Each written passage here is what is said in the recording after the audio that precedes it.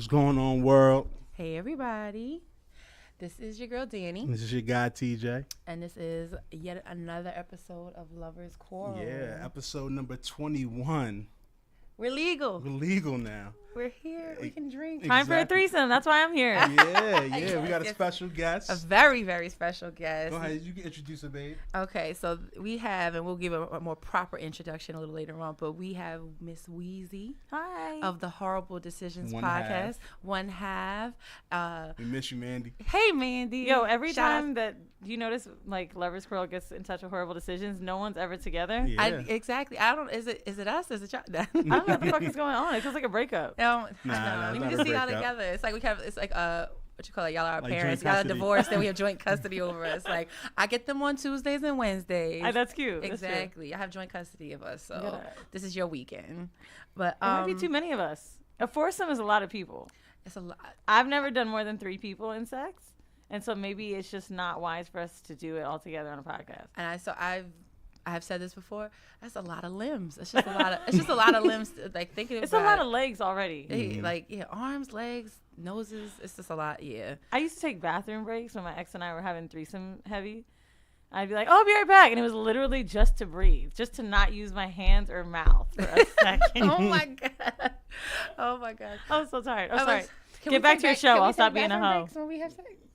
I mean, I mean, I guess he'd notice if I left the room, though. Yeah. But Yeah, you yeah, know. yeah. But anywho, but yeah, welcome to Weezy. We're so excited to have you on. Thank you for giving us your time. So Thanks for having me. we are gonna start off with our elevator talk. Go ahead, babe. Yeah, no more vents. So we're doing our elevator talk. I got an upper and a downer. So you want to start sounds off? like or drugs. I got an upper or a downer. Do you want me to start off, or you want to start off? Go ahead. All right. So my upper is that we got Weezy. Yes. Know what I mean? This feels like drugs. I'm super I told hyped him so. about I said that. like it's like we said, because ups and downs on the elevator. All right, we're but- gonna go up on this elevator. And he's so happy to have you here. I told you up and down is a drug. We're gonna go up on the elevator. It is So very that's interesting. I mean, as someone that likes to have a good time, Mm-hmm. saying uppers and downers did not feel like an elevator to me. Oh my gosh. Well, that was his up of the episode. But what's your down then? I'm gonna let you go to your down. Okay, it's really petty, but I mean, you are petty. Okay, I'll take it. So we took the train over here, and so of course, even though as a typical New Yorker, I'm looking down, not making eye contact because I don't want to make eye contact, and I see like these different people's different sneakers and stuff like that, and it made me start thinking about those. I think they're Balenciaga. Oh yeah, the Balenciaga. sock shoe. Those sneakers are so fucking ugly. Oh my god, yo, Not the I sock want shoe. some. They're so No, ugly. that's about the sock shoe. No, The not the one, sock shoe. Like the big. No, bulky that's ones. the dad the dad shoe. shoe. Oh, I'm yeah, talking they about that ugly. sneaker. Those are cool. And by the way, I was like watching this girl walk up and down Bleecker the other day, and she had on them thick shoes, and they were Fila's. They're just Really? vintage Fila's. And so apparently that came out in Japan as like a reboot for vintage shit. And now Balenciaga is catching back on. You heard Kanye got one too. Yeah, they're I don't like awful. I don't like his either. They're so. awful. Anything Daddy do, I'm gonna take though. Yeah, you love Kanye. I really do. There's a Kanye West art show. It's called the Life of Pablo art show in I Lower heard East of Side. that. The day I come back from Texas, bro, off the plane in. I heard of Beautiful that. morning. I can't wait. It's gonna be lit. I can't wait. I am happy for you, I but miss them old Kanye though.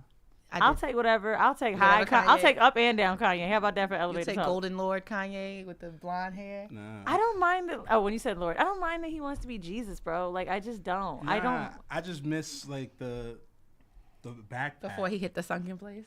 I miss the backpack. I do want him out of the sunken place. Yeah. I'd be seeing those pictures of him, and I'd be like, just like someone flash him. Flash a camera. Somebody hit that. It's. I miss the Jesus walk, the through the wire, like. That was good. He's not coming back from that though. No, he's not. Yeah. Did you hear he's writing a book? Yeah, I did hear about that. philosophies. Yeah. and- I can't wait for that It's gonna book. be like I his want to know 48 laws of what power. was it Coke, Molly, or weed, or all three to inspire each chapter of the books? Because like it has to be. When the fuck did this happen? Like, I He don't was know. bored. wasn't he a college dropout? Yeah, well, yeah, Yeah, but just- I don't know. He's just more power to Kanye because he's wealthier than I'll probably ever be. And he's definitely living his truth. I hope. But I think that he's just like with them sneakers, it's ugly as shit. Nah. And so They got my money. People love them. They do. you know, People and that is love them. okay. But the sneakers are reminding people of like old school 90s shit. That's the thing. And so Yeah. if they can just, if you can know that my vintage shit is expensive, then people will wear it. yeah, I, mean, I think that's it's how just always been. Yeah. I feel like it's just a testament though to like if you slap a label on it, sometimes people will buy it. Facts. But because we know that there are some 47-year-old white guys named, you know, We were Paul. talking shit about Paul's, the MAGA guys. Like, those are Yeah, totally the Trump those shoes. are Fuck, the- those are Trump shoes. they're Trump shoes. So really, you know, when you buy them, you support racism. So I'm just, That's terrible. I went to see Jesus and Mero in Staten Island only because like I love them so much and everything else was sold out. Get to Staten Island, the first thing out of Jesus' mouth is like, "Yo, what's in Staten Island that's cool?" I mean, besides racism, because we know y'all about that. And like the whole fucking crowd was like, "Oh my god!" And all they talked about that shit, and I loved it. And it's just so fucking prevalent in towns like that, and it's so crazy. Like walking around the campus, it was dark outside, and I was low key happy. I was a white dude. I was like, "Go ahead, blend in for us." I was scared. I'm born and raised in New York. I've spent I can think of maybe like 2 times in my life I've been to Never Staten been. Island. Bro, Staten there were Island. people in there that had never been to the Bronx. There were people in there. I was shocked. Yeah, all the other boroughs, you know, like my dad was from Brooklyn, my mom is from Harlem. I lived in Queens and then went to school in Harlem. So I always like those were the boroughs that I kind of spent a lot of time. And then like even my friends, like growing up, my friends from the Bronx, so I would go over there too. But Staten Island was just kind of like I went to visit like my mom's coworker, and that was it. Like they had to have voted for him out there. I know that all the Oh, 5 they boroughs did, Oh but yeah, they like was Brighton fuck. Beach, all of that. I got Well, my Brighton mom. Beach is like. Is that? No, that's in Brooklyn. That's Brooklyn. I'm getting It's Howard Beach. Yeah. Howard Beach. Something Howard. It's some Listen, beach. That's like It's mad white. racist. and it ain't right. Yeah. So Actually, Bandy and I just had a I don't know when your episodes come out, but interview for Vice, and in the interview, the dude covers a lot of shit about racism, and he was like, "Do you guys ever get any slack or whatever for the way that you talk?" And I was like, you know what? At first, I was trying to be inclusive, but now I don't care. Like, I really want to make sure. At first, when we first started, I was like, I want everybody to listen to it. Then I realized after some time, like, there's so much shit for white people.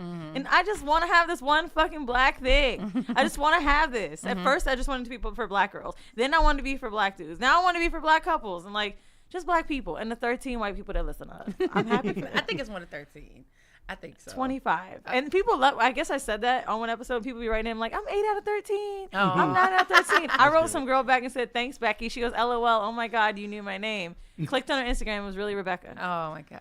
Yeah. Well, you don't want to be a Karen because then you got raisins in your potatoes. Nah. Did you see the bitch that wrote back to SNL and was like, I actually put granola and blah, blah, blah. And it's great. No. Hard pass Karen. Bro, I'm allergic to eggs. Okay. Really? And mayonnaise, and still wouldn't taste that. Like, Really? if the bitch said, "Hey, this is gonna be your first time ever having potato salad," I'm like, "I'm good on them raisins." I'd rather throw up and pass out. Yeah, I don't really like potato salad though. Yeah. Excuse me? Yeah, I don't like it. Sorry. I can't eat it because for dietary restrictions. But bro, what? Yeah, when I see it, I'm like, yeah, Do you do that with watermelon and chicken disgusting. too? What the I don't like let our watermelon. stereotypes flourish, dog. Yeah. my fault.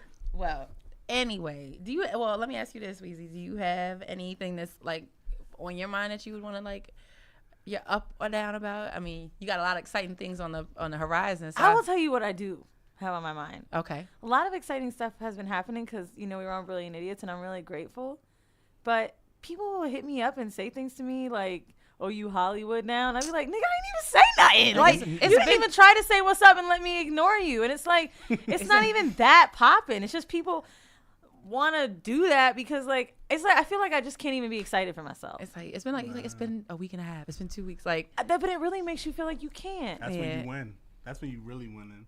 But it's not even hate that you. Yeah. crazy, Yeah. and it's still. people are like already because you know what, people sometimes don't know how to be happy for people, and so It's like what I don't know who said this about Nicki Minaj. They said, of course you want to see Cardi do good, just not better than her.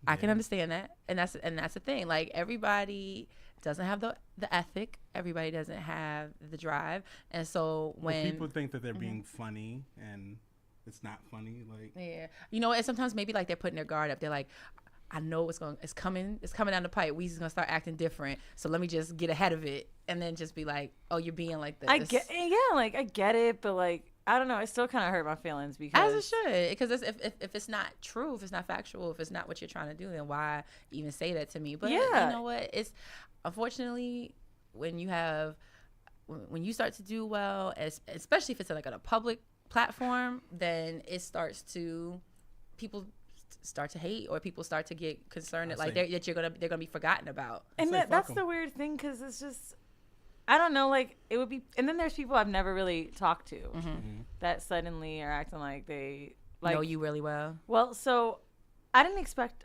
So I don't know if you listened to it. So the first 45 minutes they didn't have us on. They had us in toward the end. Yeah. Yes. I personally think it's because they thought we were gonna just be whack. That's what I think. Really? Because this week they had an author on for an hour and a half, right? Yeah. And a lot of their guests they have on from the beginning, but there are some guests that are towards the end. And I'm like, I think they just thought we was gonna be whack. And then when they realized it was fucking lit, it was like, okay, which is cool, because and they mentioned you again this week because they were like briefly. He was like, yeah, they were great girls. Like I was shocked. So it was a fun like it really was. You can feel like you guys do your podcast, right? There's you can feel the energy at the end where you're like, oh, that was good. Yeah, it felt like that. Yeah. And then I could feel other people laughing. I was looking around, more people were entering the room. Like I knew it was going good, and I was sitting next to Charlamagne, and low-key starstruck and also excited at the same time, because I could tell he liked it, and he was enjoying himself and smiling a lot. And then when he said my feet was pretty, I was like, oh my god, y'all, that shit. You're like, life goals. I was so excited. I really was so hyped. Like I've been such a Charlamagne fan forever, but I'm trying to think of where I was going with this. Yeah, so it's funny, they didn't have us on for that beginning. They had us on towards the end, and it still gained as much traction and trajectory after that, which felt really good to know, because people didn't just click it off when they heard it, you know? And I'm just shocked that just from those 45 minutes, all of that stuff happened.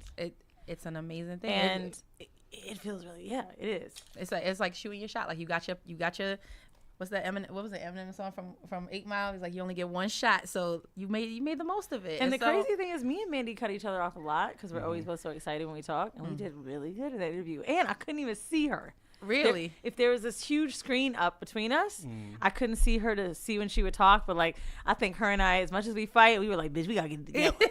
We ain't about to act up very well. Y'all did Thank really you. well. And y'all are kind of like a married couple, because that's the one thing me and TJ do. We have to work on like not cutting each other off. So sometimes we have to like do hand signals and stuff, because we'll be like, we do hand signals. We were like, all right, and now let me get my word in. So we don't respect hand signals for her, and I'll put it up, and she'd be like, nah, and me too. But I realized, like, now that I'm listening to that, I'm like, okay, we really do have to do better. Yeah. I mean, and we're trying. That's the hard. Y'all have grown in spades, so like it's. I mean, if you listen to the earlier episodes, to the later episodes, you definitely see the growth.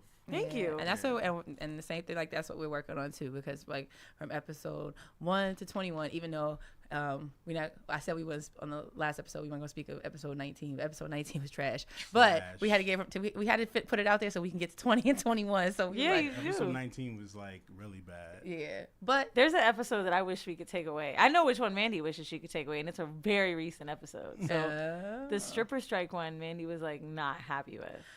Yeah, I could kind of, and I think I could kind of feel that a little bit. I will tell you what, I gave her no credit at the time, because I'm like, bitch, you just mad. But then when I thought about it, Mandy had bartended for years, and you're watching this person go off and off and off, and I didn't even really think she could take it personal. And it's because, to me, Mandy ain't in that life no more. Yeah. So I just totally discredit all of that in the moment. But then when I listened back, I was like, oh, damn, she is going off. It sounded, when I listened to it, it felt like there was definitely, like, I could sense like there were some opposing views in that room, and it was and it just felt like I think maybe, and obviously I'm not Mandy and I'm not speaking to her, but maybe like you said, like she was trying to bring an alternative perspective, and it wasn't kind of like. Well, I was more on the stripper strike thing. Like, I was more on the other girl's side, not because I wanted to be combative with Mandy, but this is the truth. Anything that is like for women and it's a protest, I'm just in. Yeah. But the problem with this protest is it's women against women. So you pick a side, but really. Yeah. Yeah. I thought, well, for me, I wanted to see what was the solution for the stripper strike. Yeah, like when you read about it, that's it. That is it, though. Like, how can we fix this?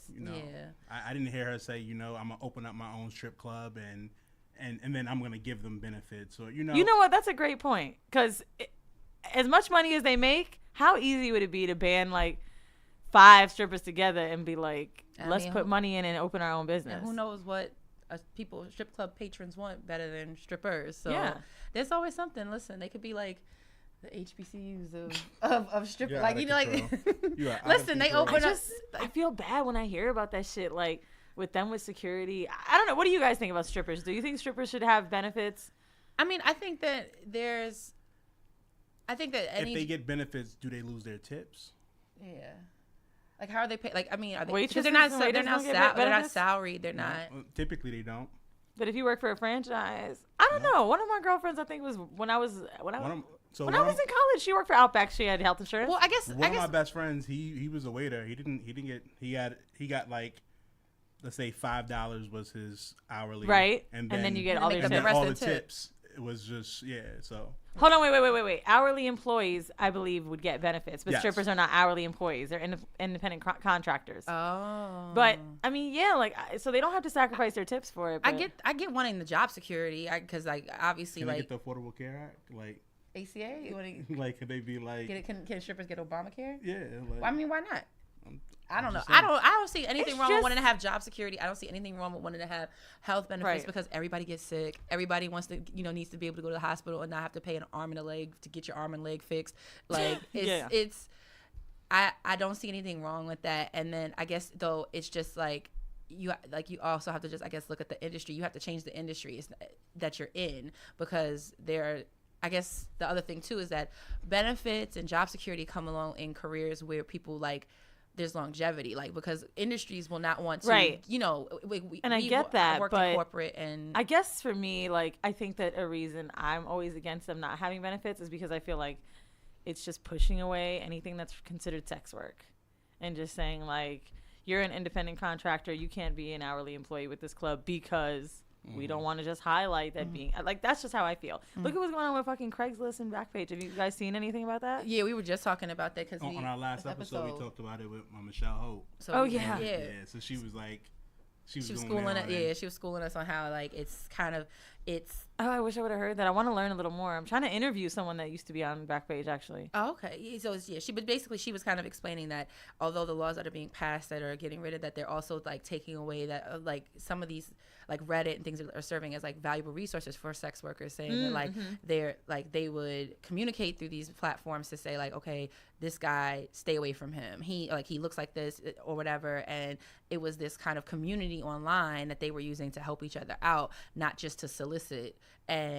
But because all of it's being taken away, and they're saying like, oh, it's for traffic, it's because they're trying to stop trafficking. But she was saying that there are other more other avenues that trafficking happens. Motherfuckers is getting people off for ISIS on Facebook. So okay, so please, I'm tired of that. We digress. However, I'm glad that we got that all out on the table. And that was good. I want an elevator segment on my shit. Yeah, and I still stand by those sneakers are trash. And so now it's time for the relationship tip of the week. So, go ahead. The relationship tip of the week is leave a little mystery. And I thought that this would be something also too that you might want to chime in on, because we're the old married couple. We've been together. I'm curious to do that. How do you do that when you're married? So sometimes you don't. Sometimes you're not that successful at it. That's something I know I need to work on. And so that's why when I was like looking, we can both work on it. Looking up things, because when you're in a relationship, especially for long periods of time, like sometimes the mystery is all gone. Like you get real comfortable, and it's like, what am I trying to leave anything to the imagination for? Like, he done seen everything. Like, he's from head to toe, giving birth, everything at this point. So like, what is there to be mysterious about? But the tip of the week is to leave a little mystery, because you know what, sometimes you have to take it back to the beginning, like when you first started feeling each other, when you first decided that, hey, I want to be with this person, or I want to be intimate with this person. It's because there was something left to the imagination.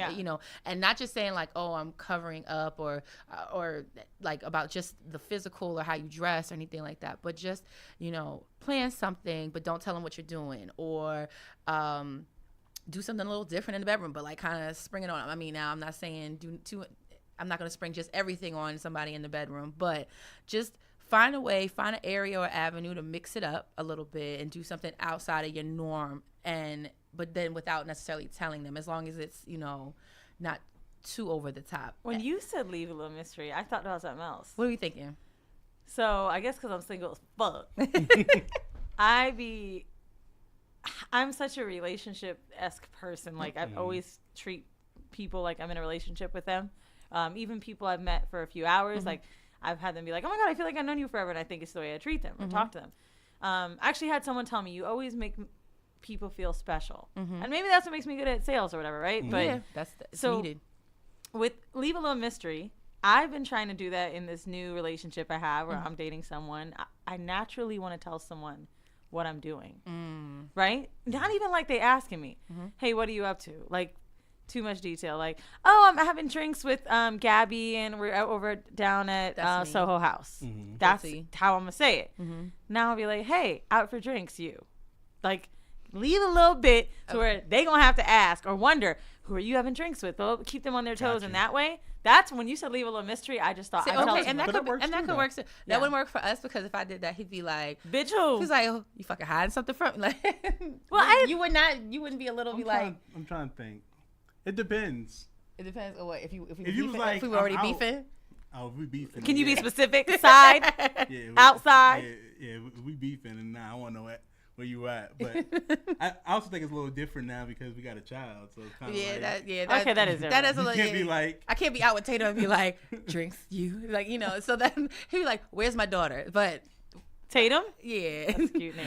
So but that being the tip of the week. So you can take it however you want it. You can do it the Weezy way, and then, you know, kind of just like not always volunteer all the information. To even like I think at work too. I've got a new job. I gotta leave a little mystery. I was leaving to go to a podcast. She's like, "Oh, where you at?" And I was like, "My friend's house." It was like, I really need to leave more mystery in my everyday life because I feel like generally as humans we divulge more than we need to. I'm definitely guilty of that. And I don't want to do that any fucking more. Yeah, he'll ask me something and he'll be like, "What'd you do today?" Or he'll be like, "Where'd you come from?" I was like, "I went to the store." And I was like, "I went to get, you know, bread, but they didn't have the bread you like." And he was like, "All I asked was where you went." Like, so I'm like, "My bad," but so like, are you the person that has the huge text, like, and the other side is like tiny and it looks like you getting curved? Probably sometimes. I don't know. I mean, you would text more than I would. I just share a lot of info. Like words. That's not my favorite. My least favorite word. What's my least favorite word that you say? Sure. It's my favorite word. You know why? Sure is such an asshole word. It is. It's like sure. No, it's an asshole. You want to go to the store? Sure. No, that's not. Okay, well that's better. I'm like, are we good? Sure. Oh nah, bruh. Thank you. I need more than a. You know what sure is? Sure is a shoulder shrug. Exactly. It's a verbal shrug. It is. It's a verbal shrug, and that's why I get that's mad. my favorite word. Yeah, but you do, and you say it though because you know I hate it. Well, I'm glad sure is your favorite word. That's very teacher-like of you. Mine is cunt. Oh no, I'm the teacher. Well, she's the teacher. And my favorite word is like, fuck, like bullshit, something. I don't know. Yeah. No, fuck. She has a filthy mouth. Like, you just look like you had Tourette's. No, my favorite word is because I was like. I was like torn between those two, but yeah, like when something really happens. All right, let's try to think of, this is random, but I had to have some coffee to pep up. Okay. Let's think of another word besides sure that we could use. We got to go back and forth, and whoever runs out loses. Wait. Okay. Instead of sure. I'll start. Okay. Yep. Yes. All right. Fine. Awesome. Great. I guess. Why not? Let's do it. Are these phrases now? All right, I'm out. All right, now it's down to y'all too. Okay. Wait. I don't know. You lost. Okay, fine. Sure. Sure. He went again. Fuck. You should have said sure. I hate you. All right. Moving on. Well, now we got some questions for you. You're the woman of the hour. Okay. So this never happens. Yes. Listen, this is all yours. It's your world, baby girl. So obviously you are one half of the Whoreible Decisions podcast, where you guys use your platform to talk about any and everything that has to do with relationships, sex, especially topics that are not often talked about in a lot of communities, and especially women of color. And with that being said, we want to share with our listeners a taste of like why or what brought you to that point, and as far as sharing your stories and bringing on people who bring their stories to the table that are not often discussed in the public. Sorry for that long-winded thing. No, but it's okay. Just wanted to give you a little context. So one question I have for you is, were you always comfortable in discussing your sexuality, your relationships, so openly, or is it something you had to kind of like grow to be comfortable sharing? So I have always been comfortable talking about things like that. If you listen to episode, I think it was like 12, my mom was I was very nervous to do that episode with my mom, but I felt like it would explain a lot of why I'm like I am. And when Mandy brought her mom, it was the exact same thing, right? You really see that these people are alike, right? Close and similar to the host that you listen to, where you come from. I've been always taught that sex was okay. I've been taught that it was something that was meant for later in my life, but that was okay. I was never taught to be ashamed of it. Even when I was not caught masturbating, but like, I think my mom caught me kissing my hand or something like that, and I was really embarrassed, like trying to practice. And she was like, hey, it's okay. Like, you're going to want to kiss a boy. You watch it in movies and things like that. Like, make sure that, you know, you don't let any boy kiss you, or you don't let boys touch you here, or things like that. But this is going to happen to you in your life. It's not going to happen yet. And I never was like really scared, or I don't know. And it's not like I had sex crazy early or anything like that. I just was never, I was in a safe space about sex, using words like vagina instead of, you know, privates or hoo-ha, or like, like I think private is a Private parts, you're private. I've heard that. Or PP, and like, you know, everything was a real word. The JJ. Yeah, but JJ, like anything. My mom was just making sure that like sex was okay. And she was never shaming me for it. Like if I had questions, I think one day, oh my God, I can't believe I'm going to say this, but like I was maybe like 14 or 15. No, 16, 17. It was older. It was after I was having sex. And I was like, Mom, I don't know what this smell is. And she's like, okay, well, this is how you have to properly clean yourself. And this is the kind of panties that you have to wear if you're gonna be sweating all day. You gotta wear cotton panties, and you have to wipe front to back, and you have to do this. And like she was telling me not to use soaps because I was spraying stuff to like smell good. You know what I mean? Like, and I was very comfortable with asking my mom. There was no Google. I mean, there was Google, but it wasn't like, you know what I mean? Like, and so I think because of that, my mom being that way, it's made me so open. And someone said something to me once. I was out to brunch, at a birthday brunch, and I said something about sex really open. This girl looked crazy. And I was like, oh, you got a problem? And she was like, I mean, I didn't grow up in like a sex house. I'm like, well, what the fuck? I didn't either. Like, and I hate that when people hear that you're so open, it's like immediately they tagline, you're a hoe. And just because you're open about something doesn't mean it's that way. Bro, I didn't get enough dick last year to be a hoe. Even though I really wish I did get my numbers up, I haven't. Well, I think... I'm sorry, I'm still stuck on your numbers wasn't up. You didn't meet your quota. I mean, in my lifetime, you know what? I'm probably slowing down. Oh, okay. That's probably what happened. It's like, you know what? The ratio good enough, bitch. Are you close to retirement, or you think? Nah. Can hoes retire? Corinne Steph is probably hoeing, so no. I mean, you can delete your wholeness, right? You can delete. Apparently, you can delete. You can delete it with a wax. Yeah.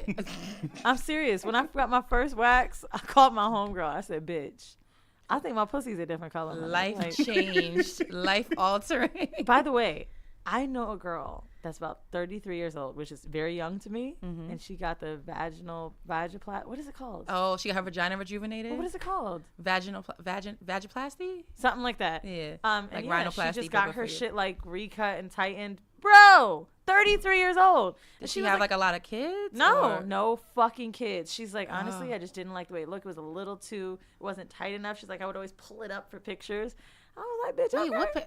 She said she would take pictures of her vagina and pull it up because she felt like it was sagging a little too much. Okay, because I was like, is this like for her? She was white. Her Facebook profile? I feel like that's some white girl. I feel like that's important to the story. Oh, but thank you for bringing that all. She got her roast beef cut up, and I'm saying like, so really you can delete your wholeness, dog? I guess so. And I was asked, I asked that about like if she had children, because I know that like not the first time, but like somebody who's in the public was Sky from Black Ink Crew. She did it when she went to Dr. Miami. Yeah. But she had children really young, and then like, you know, so there was some wear and tear down there that with kids I understand it. Yeah. I'm gonna be honest with you. I just looked at a picture of Kylie Jenner and how skinny she is. I'm like, okay, so when the baby came out, she was like, suck it out right there, you know? Quite possibly. If I push a baby out, I'm gonna be like, how much extra will it be on top of the initial costs of childbirth to cut my shit up and stitch it back up and make a hole again? Well, you might get stitches regardless because the baby. Nah, but stitch it up to where tears. it's super tight. I want a pussy like the baby I just pushed out.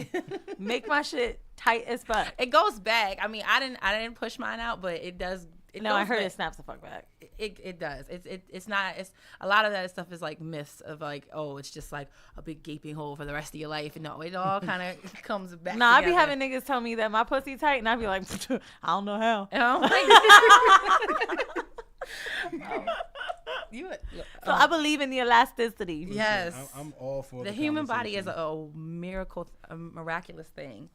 All right, you on that? You next? You get the next one. All right, so. How have your views on relationships changed throughout your 20s? Oh. Because we talk about relationships. We talk about, that's a great couples, question. So I think I have an answer for it that I might have even said recently on our show, too. So, like, someone said to me when I broke up with Loverboy, who was a guy that I talked about dating on our show a lot. I remember. He said to me, well, don't worry. Like, every time you meet someone, you either break up with them or you marry them. That's it. And I was like, I don't really like the way that sounds. Mm-hmm. Like, why can't people just be in your life for a time and you enjoy them in that time? Mm-hmm. You know what I mean? And so I think the way my relationship views have changed is the older that I get, I stop putting so much pressure on it needing to be a boyfriend or this or that. Mm-hmm. Like, I remember, even though I was pushing myself about it and beating myself up about it, meeting a guy who, like, sure, it wasn't somebody I'd marry, but I had a lot of fun with him. Mm-hmm. I like going to dinners with him. We weren't that crazy compatible, but we had fun together and it was still new. And I remember thinking, why am I wasting my time if this won't be anything? Instead of just enjoying what the fuck it was. And I just kind of now believe whoever's supposed to be in my life will just pop up in there. A reason or a season. Yeah. And I think a season is absolutely okay. Like, I've had friends, like girls I've met at clubs that were in my life for the summer. That's the like, okay, they just weren't good enough for the rest of it. Yeah. I mean, but that's fine. Like, there's nothing wrong with everything having to be so final. And that is one thing I wish I could tell my younger self. I would have stopped being so hung up on things. And frankly, my podcast put a lot of pressure on me feeling like I needed to make Loverboy my boyfriend. And I think it ruined what I had. Really? Absolutely. Whether it be Mandy, and this is no shade to Mandy. This is me, probably the way I sounded and projected in like the conversations we would have, her feeling like, hey, you want a boyfriend. It sounds like you want a boyfriend and it's not happening. So why are you doing it? You don't sound happy. And I actually was happy. I just felt like it needed to be something more. Yeah. So I wish that my views with relationships could just be live in the moment that you have. If it ever came back around like Loverboy. No. Okay. All right. I'm moving right along. I met someone too good. Okay. Literally too fast. I met a girl and a guy that were both too dope, and that let me know there's other people. Even though he was great, we had an amazing breakup. Like, it was very reasonable. I like that amazing breakup. And I say that because you guys, you were like kind of like Chris Martin and Gwyneth Paltrow, like y'all like mutually like uncoupled. What was it called? Yeah. Oh, they left that like nice little like post. And we're stuff doing like this that. Together. Yeah. Honestly, conscious uncoupling. Because you're two people that care about each other so much, right? And you're like, okay, you don't have to do this with friends. You never have to do this with friends because they can always be around. But with lovers, it's like, you know what? I love having you in my life, but like, it doesn't feel like this is something like it should be. To me, I call it an amazing breakup because we always associate breakups bad. We made the decision to not be together anymore. I mean, shit, we fucked when we after that, and it was amazing. And like, hug goodbye. I mean, I felt some tears because it felt sad, but I will say I did run into him 2 weeks ago. Oh, okay. How'd that go? Girl, I thought I was gonna feel everything, and I didn't. I missed him in this friendship way. Like, I wanted to tell him stuff that was going on with me and things like that, but no. And if I would have just done this years ago with other exes, made these breakups more rational, like, hey, yes, it's just not compatible. Why do we always prolong breakups? I don't know. It's because we think that something's going to fail. You know what I mean? Like, okay, no, it's not going good, but we got to stick together. Like, for what? When something's good, as you know, it's good. I wish I would have known that. And I'll say this is that even when it's good and you stick it out, but even when it's not good, it's like there's that part of it that it's still something always worth like fighting for or working at. I want to say fighting even. It's just like, because what I always say is like a relationship and a marriage, however you want to look at it, it's not a job, but it is work. So right. Like, you know, you have to kind of put the effort in to make it, especially once you get past that, like, okay, it's fun, it's everything, like, it's easy. But then sometimes, when life starts to kind of creep in those cracks or whatever, you have to kind of put that work in too. And I think people fuck up is, you have people like you who have a successful marriage, right? Which deserves work being put in. Mm-hmm. But some people put work in for shit that don't need it, and too early. I don't think that every relationship deserves work. Well, I think if it's not meant to be, then if you've met someone for 6 months to a year, why are you spending 3.5 months, 4 months fixing it? Well, that makes sense, because you definitely, like, I think there's some timelines that, like, you have to look at. Like, we can't be together 6 months, but then we're like on the verge of breaking up 3 out of 6 of them. Like, and that's the thing. Sometimes you just gotta, like, listen to what does Oprah say? You gotta listen to the whisper. Sometimes it's just like there's a thing saying like you can't put a square peg into a round hole. Sometimes, like, sometimes shit doesn't fit, and when it does, then you keep at it, right. And but so I think it's the unknown. Mm-hmm. I think it's the unknown that scares people, like the what ifs. My unknown scares me. Like, am I gonna be alone?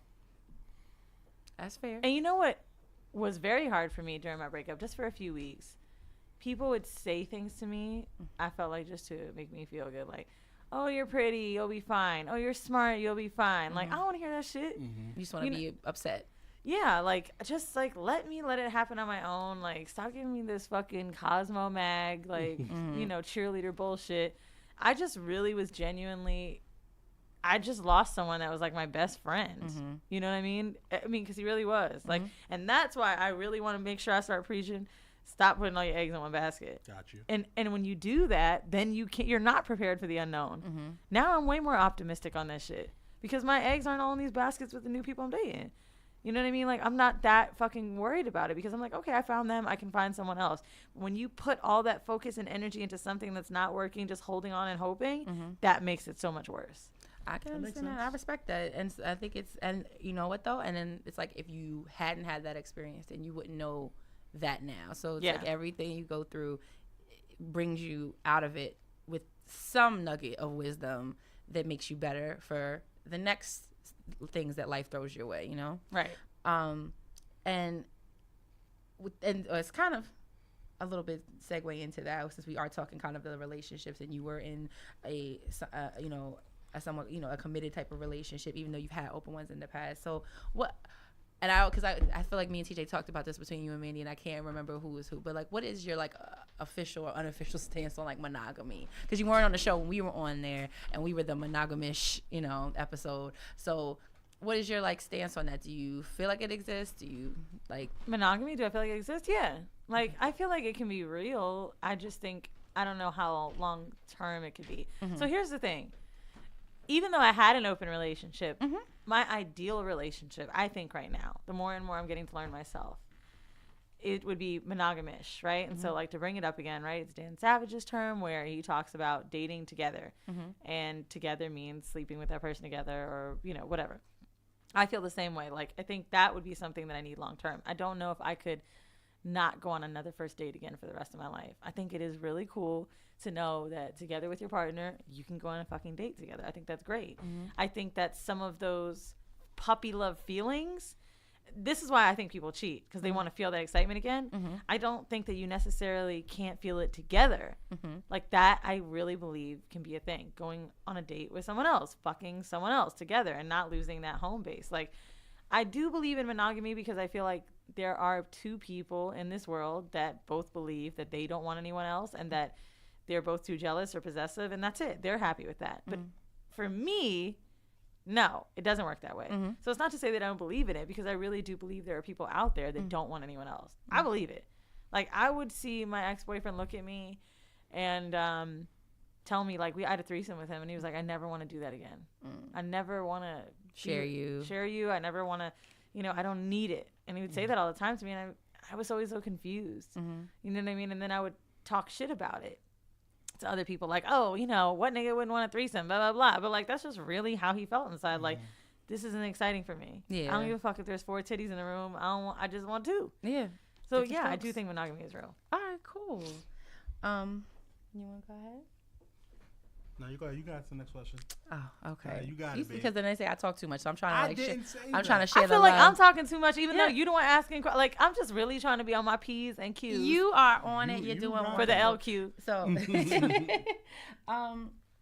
so you talked about. So again, we were talking about your stance on monogamy and then the open relationship. So,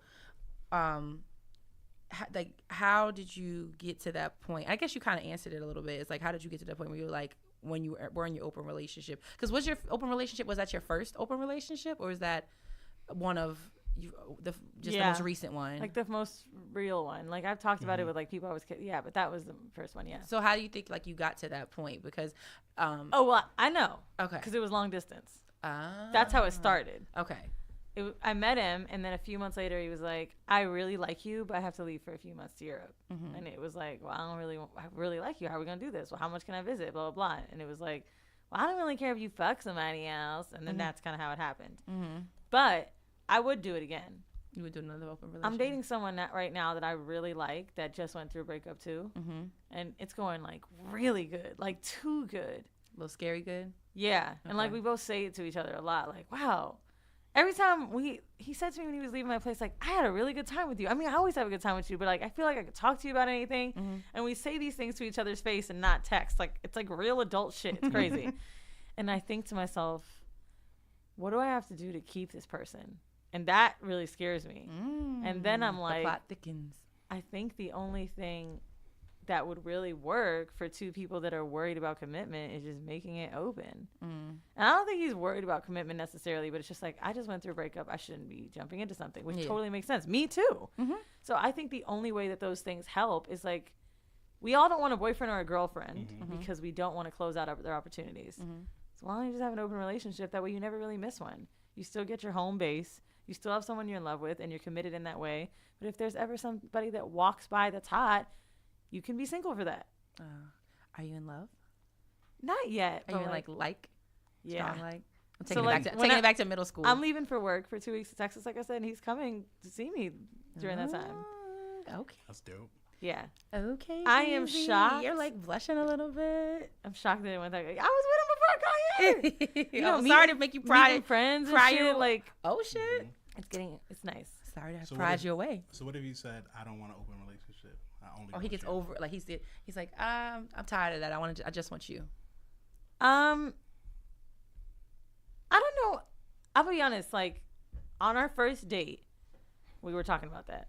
Open relationships. Within 5 minutes, I mentioned my podcast. That's how I knew, like, that's how comfortable and like how much his demeanor was so open. He's like woke as fuck, and I don't know if I could see him saying no, but I can't see myself. If he didn't want an open relationship, I need to be monogamish, and I couldn't be with someone that didn't want that. Okay. Got you. That I know for sure. Only because I feel like it shuts you down too much. Okay. Do you want to get married? Yeah. Okay. So, but you want to be like monogamish and married. I want to be married and fuck our nanny. Like, Shout out to having a nannies. that's like my dream job. I mean, dream mom. Dream job. I want to be a nanny. No, like that's like what my dream would be. I want to be married and know that. I guess that would be a safe thing for me. Just marriage, knowing that I have someone forever. But I also still want to have fun, and that's the part that would scare me about marriage. So like, yeah, we gotta fuck a nanny or somebody. Okay. Or like having kids, and then we go to like a PTA meeting, and I'd be like, oh, you seen Karen? And her raisins and her potato salad. Yeah. She Don't makes eat there, She but makes some nasty potato salad, but that pussy tastes good. oh my. Something like that. All right. Well, good. Go I ahead. can go now. Yeah, go ahead, babe. So since you've done Brilliant Idiots, I've been seeing a lot more like wow comments. Yeah. And I Do you wanted know- to say, how Yeah, do you I respond saw. to moments when you're like when they're objectifying you? Because it's kind of ramped up since then a little bit Okay. So for both of y'all. I used to respond to like crazy shit, but just now I don't, because it's really the minority. Like, I brought you guys up on Brilliant Idiots because, and I bring it up a lot because it surprised me how mature the people were at our show. We have a show where we talk about how much of hoes we are, and there's people in the crowd, you were there, talking about like, oh my God, you guys are really, helping me with my confidence. And it's like, what? Yeah. You talk about sucking dick. But it's weird. I don't know. With the comments, I don't know. I kind of just ignore them. I feel like dudes just try to be stupid and shoot their shot. Actually, there was one comment that this dude said, yo, would you talk to a regular nigga like me? So I clicked on his page. I'm like, why would he say this about himself? And his girlfriend is all up and through his page. And I wrote him back and I said, my nigga, your girl's on your shit. And he wrote back and said, damn, I ain't even noticed till now. And then he wrote me back in and said, you know what? I actually was just fucking around. Like, I just be writing shit and I just be writing people to see what's going to come out their mouth. Yeah. So and he's like, just fishing for. Some dude left on YouTube today on the video of Michelle, Hope, and Mandy and I. Yeah. He said, show your toes. The fuck? Why else would you have a video podcast up? Oh my God. Well, you know what? That's a testament to how beautiful your feet are, I guess. So. No, he didn't see them. Like, niggas is just nasty. I'm trying to listen. What you'll learn about me is like I try to find the silver lining in anything. Thank you, but no. Well, I guess that's good that you're like learning, like working towards that, because I just can only imagine that it's gonna just become more and more like, again, like the more public, or publicly recognized that you guys become, that's just gonna be coming that way. So that's the best. I personally believe like the best way. Something happened to me on the train on the way here, and I'm like, I want to talk about it because I just feel really excited. If it's on your spirit, come on. I was walking, so I live in the Lower East Side, and these girls were walking towards me, and I had my AirPods on, and the girl said, I didn't say thank you because she wasn't talking to me. She was like, oh my God, her skirt is cute as fuck. And then the other girl goes, oh my God, that's the bitch from the podcast. And you've been recognized inside myself. So like, I've been recognized like an event, but I think that's different, right? Because like you go to an event where podcasts are, people would know you, whatever. But like when that happened to me, I was like, oh my God. You're on the street. I was about to turn around and be like, hey, bitch. Be like, yes, it is. And it felt really cool because like, just from talking about shit like this happened. So actually, after Brilliant Idiots, after a few of the foot things people said, I decided the way to like, it's funny because it makes it sound like I'm being bougie, but I don't want anyone that I follow to feel like that I don't pay them attention anymore. So I made an Instagram with my real name, with all my real friends, people that know me on Facebook and things like that, so that I could always see their stuff and click on their Instagram stories and talk about their kids and shit like that. So you did like kind of like your own, like your like personal, like your real friends and family, and then like your more Weezy like page. Because what happens is like the first 20 Instagram stories I see are people I click on a lot. It would be like, I love Andrew Schultz's videos. I don't know, Cardi B, I click on her shit a lot. The Shade Room, Baller Alert, those things pop up first. I don't see my friends' kids on there because they don't post that much, and it's not something that's like a common explore page thing the way they have their algorithm. So I was like, fuck it, I feel like I'm missing out on all this shit. So I just wanted to get rid of it, and I wanted to like stop being so worried about Instagram in that novelty sense. Like, no, I think that makes sense because you're you want to make sure that you're not like you still get to see the people you care about on Instagram or Facebook, whatever. So I get it. And I don't want the people that I care about always feel like I might be curving them. That's true. Because now that more messages come through and people respond and stuff, like I don't see what they're saying. Yeah, what does that look like? Because I always kind of wondered about that because I'm like, damn, if I'm a celebrity and if I'm, I would love to see a celebrity's DMs. Because my thing is like, those things must be just lit. Just like, even imagine can you a girl on notifications Instagram that's got her ass out at like 500,000 followers. I want to know what that life is like so bad. Yeah, I don't want to. Because like, do you get notifications? You can't. Yeah. How? I just feel like how does that red bubble must be like lit up. That thing's on fire. But here, y'all want me some of mine? Oh my goodness, your phone is over here. It was going off already. It was. Oh no, man, this is your thing. I'm gonna find it. Somebody's texting you. Let's see. Oh my goodness. Y'all go through all them jams. Go ahead. Oh my goodness. Can I take it off the? Yeah. You'd have to probably click on the requests, right? Yeah. See, the request was like. Those are the ones I haven't really seen. Oh my goodness. So that's just like those are the people. Well, tell me what they say. Damn. Okay, share with class. Okay. Well, he says. He said, "Oh, y'all about to be out of here. Keep it up." See, that was nice. That was nice. So until you read another one. And then he's like, "Show me your feet." And then she says, "Oh wait, hey, I think I just saw you on the Lower East Side." Oh my God, I'm famous, man. Literally think of you as a mentor. What the fuck, dude? You don't understand. She calls you old. I have. I'm just playing. I'm fucking with you. I'm just fucking with you. She did. I'm sorry. That word, someone else used that word, and it's embarrassing to me because I'm like a whole mentor because, bitch, like, no. Oh, listen. Like, I'm making money and I still be overdrafting. Do you know what that is? Irresponsibility. That's being single and having no other responsibilities but It really yourself. is. But that's okay. It's gonna come. That'll come. Bro, with time. I went to the bank and I was like, how am I overdraft? And so what I try to do to limit myself is put certain amount of money in your checking account. Somebody told me, hey, if you put this in, that's all you'll spend. Not, nigga, because I know I got more. So I was in Bank of America in tears, right? Like, I don't understand. You guys keep charging me every single fucking time $38. And she's like, ma'am, but you have to put more money in your checking. I'm like, no, I don't want to spend it. She's like, but you do, bitch. She's like, that's not how this works. It's not how any of this works. Like, you gotta have money. I'm like, if they're both attached, why do I pay a fee if you see I got more money? It's supposed to just flow on ours. Well, at least It's mine. supposed to just flow in there. overdraft Well, they charge you Yeah. a $12 fee for overdraft protection. So I was like, I don't want that. Oh, see. And then But here I is it go.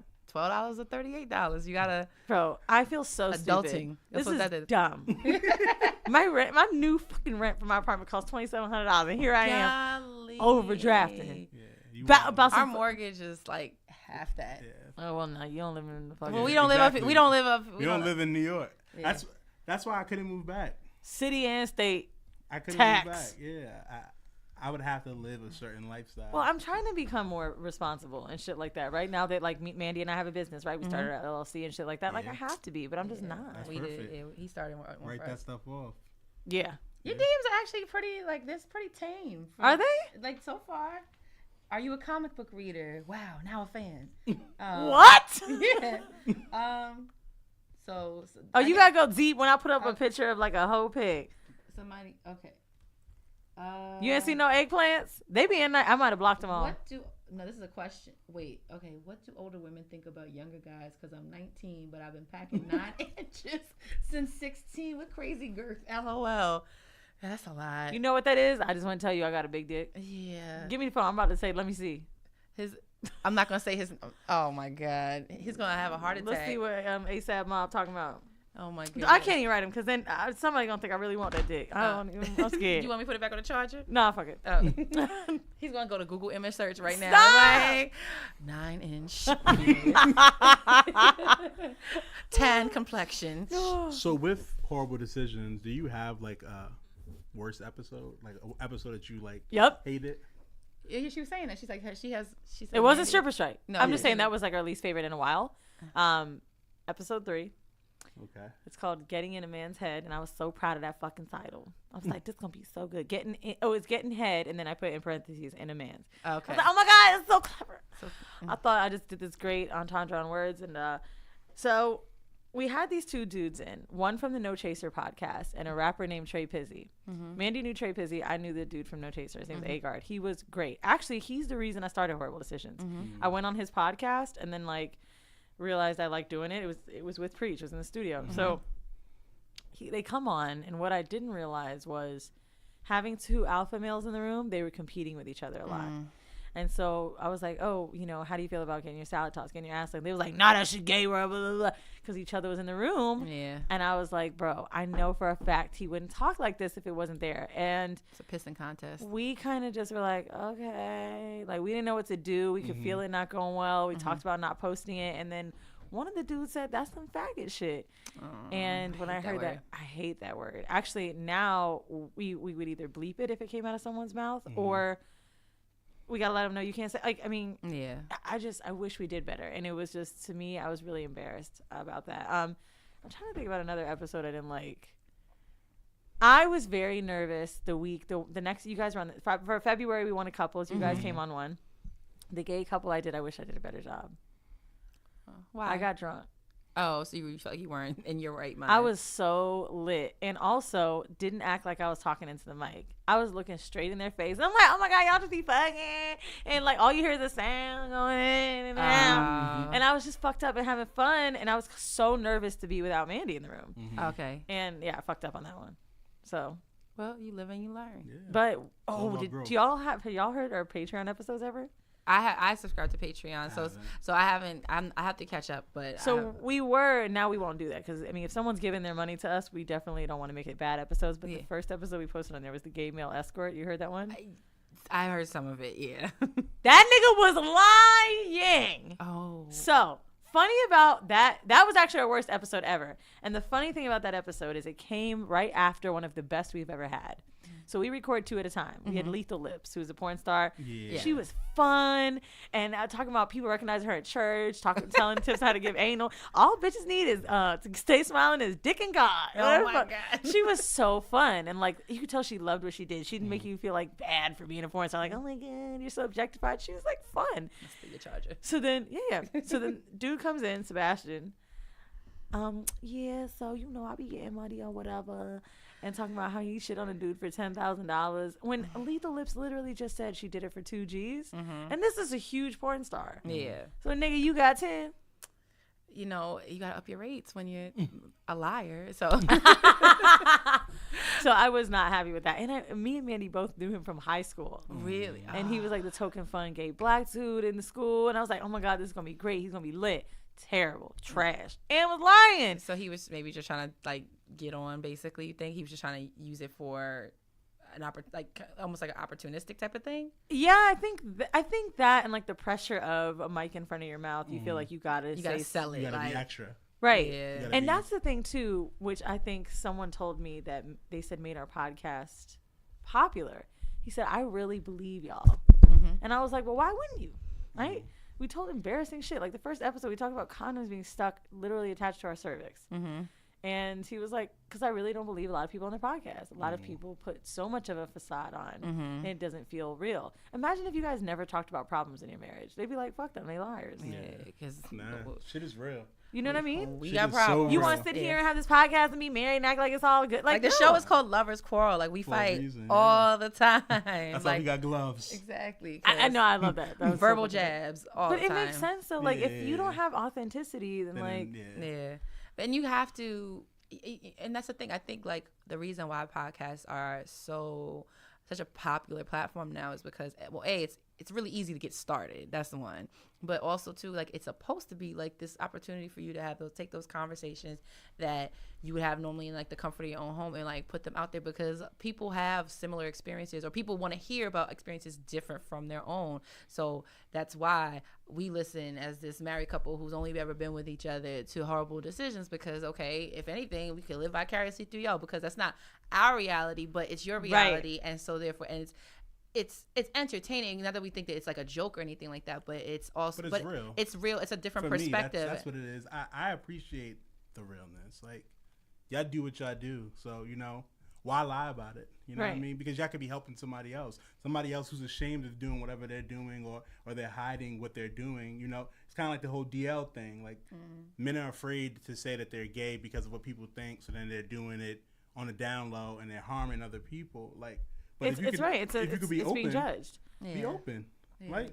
I don't know if I made it clear enough on Brilliant Idiots that when I sometimes don't know what to say about our show, but like sometimes I feel like I don't do this for me. Like when I tell stories that are really fucking embarrassing, I don't do them for me. I shared a story. It hasn't came out yet. We want to do this segment where we catch up on our lives, and we were calling it Pillow Talk, trying to find a new word, but a new phrase. And I talked about a story where I slept with someone before meeting them. Like, walked to his... I'm sorry, like, that didn't make sense. Knocked on his door, meeting them first. Okay. Knocked on his door. Within a minute, he blindfolded me and we had sex. Really? And I kept that story because I didn't want other girls to think how sexy it was and think it was safe. And the only reason I told it is because we were just sharing an experience, but it took me a long time to get there. It was like a fantasy of mine to, like, be blindfolded and, like, sleep with someone and it be this, like, kind of... weird, like, oh my God, what's going on? And I wanted a real dom thing. And so met someone online. We FaceTimed a few times. We talked for a few months before I let it happen and went to his place. Like, I felt safe. And it was like 1 minute I got to see him without it on. And then after that, he blindfolded me. Wow. And it was such a sexy thing that happened.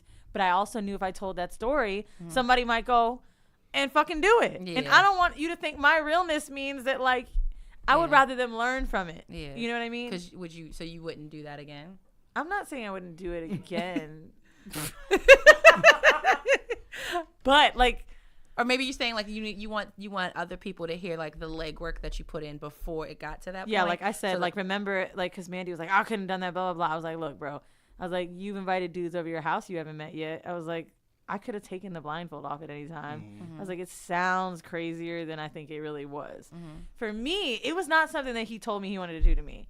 I had this thing where like I wanted to show up somewhere and like be fucked. It's kind of like, you ever watch the porn where the husband's bringing a dude and the wife gotta fuck him? Is it the or they like the surprise gangbang? Cuckolding. Cuckolding, yeah. Is that? Yeah. Like, I didn't want cuckolding, but, like, I did want this, like, oh, my God, I have to sleep with this person.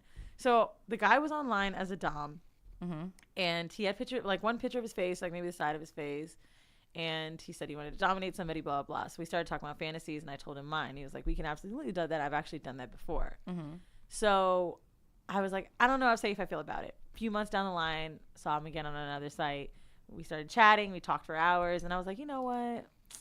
What's going to be the difference if I have drinks and fuck him than if I really just show up? What could he do to me? So finally got the balls to do it. It's like 2 a.m. I had already FaceTimed with him, so that made me feel safe, but got to his building, and I gave my ID to the doorman, which that made me feel safe. I'm like, all right, these niggas killed me. So they know that they she know was I was here. there, right? I remember the building. It was called the B. It was on 26th and 5th or something, and it was real expensive. And I'm like, this nigga can't kill me here. Like, I don't know. Can You ever he? seen American Psycho? Nah, You know, you're right. No shit. So I got to his house. He was really attractive, and he opened the door, and he had a 1-bedroom apartment. It was small, and I was like, "Can I look around?" Because I wanted to make sure nobody else was gonna pop out. I think I was more scared than he. Like he. And he was like, rightfully so. Yeah. So I looked in the closets and the bathroom, and I heard him laugh a little bit. I pulled the shower curtain thing back, and then he said, "Can I put this on you now?" And this is going to be the last question I ask you, because I had already set my hard limits, which means like no anal or no this or don't slap me, things like that. He goes, "Can I put this on? This is the last thing I'm going to ask. Consent for it, and your safe word is blah blah blah." I was like, "Yeah, okay, put that shit on." It was fun. Well, listen, as long as you were fun and safe, then But by all that's means. the thing, right? Telling that story, like, I don't want, just like you guys read some girl said mentor, like, I don't want this bitch to go out there and be like, And then be like, well, Weezy said, you know, like, I don't even want to know what he looked like. Just come fuck me. Exactly. Like, no. is your safe word still? Is it Wakanda? Is it Wakanda? Oh, yeah. Is it still Wakanda? What about you guys listen to the Pickup Artist episode? I did. It was a single friend of mine who came up. did, Yeah. yeah. So I made it Wakanda. Because my homeboy from the episode told me, he was like, I'm like, I don't know. He wants to do all these things to me. He's like, make it Wakanda with your black ass. It's like, okay. I haven't had to use it yet, and I kind of want to. I just want to yell it in the middle of the bed. Like Wakanda. Before that, my safe word we were talking about was going to be wet cement. Because we kept running That's a mouthful. We kept running into wet cement on dates. Like, it would just be all this shit. I'm like, what the fuck is going on? And it was like the theme every time I saw him. So it was wet cement. And I was like, something sexier. And then Wakanda was it. But really, the only thing I do use is like red and yellow because of the spanking thing. That's the only thing I really need a safe word for. I don't really do anything. How did you get into BDSM? Oh, hold on. Now I'm trying to think. So I always liked choking more than I think The average person. Yeah. Okay. Like, I've never wanted to pass out, but I would ask for it during kissing. I would ask for it, like, just random times in the day. And it was really, really strange to some people, but what it was just subculture, right? And I didn't realize that choking was all I knew about. So there's other ways to be submissive that doesn't include choking, obviously. But at the time, I was like 19 or 20. And my boyfriend at the time, I'd be like, oh, go choke me here. Like, tell me you want me to do this. Or like, I just knew I wanted something more. Yeah. So then I finally met a real dom when I moved to New York. And he would, you guys ever seen the movie Secretary? Yes. It was on some Maggie Gyllenhaal. Okay. It's Okay. more than 50 Shades of Grey. So basically, submissive, like, it's your everyday life too. Like, It was very accurate, I thought. it was a great representation of what it is. So for example, the guy would do it very slowly with me. He'd say, I'm going to give you 2 tasks today, and if you don't complete them, that's 1. And it would be like 1 spanking, right? Or 1 punishment. So he would say, I need you to go in the bathroom while you work at some point before 12:30 p.m. and send me pictures of your underwear. By 5 p.m., I need you to stick your fingers inside yourself and, like, tell me what it tastes like things like that. Then they would be other things that weren't sexual. Like, make sure you only eat this today. Make sure that you cross the street, and every time you do it, you have to clap your hands. Like, all the way, like, it could almost be borderline humiliating. And, like, there's no way to know if someone's really obeying you, but it's just the fun of it all. And so, like, I just really liked that. Some people tell me that it's because I'm such an extroverted person that I like these things. I don't know, but yeah, I mean, they say that a lot of times. They say, like, or like if you think about all the episodes of SVU when they talk about it, it's like somebody who has a lot of control or a lot of power in their day-to-day life. That's why they like to be submissive. She said Donald Trump liked getting spanked. Remember that, Stormy? Oh, yeah. She said I spanked him, and I believe it. Yeah, But I believe it too. But anyway, do you guys ever do BDSM things or try it out? Not to that extent. No, I think that we like, and we kind of talked about it at the live shows. Just like that's something that we have to kind of like work on, like incorporating or like finding out things that maybe want to try and do more of. I think that like, you know, when we finally, it was funny. It was like at least my introduction to your show came like right around this like while I was pregnant around that. You were pregnant. So really? Yeah. So at that point, Were you pregnant? I think so. I feel like Is it yours? Damn! What the fuck? All it these was questions. y'all been around since Since March. Oh no, maybe right after I had Tatum, because you guys were since March of 2017. Yes. When was the Brilliant Idiots? That was October. Live show, summer. That was like Oh, I went to that sex party. That's right. it was like fall because I went to. So let's say that summer. So I just had her. So like she was still really little, and so I think that it was like.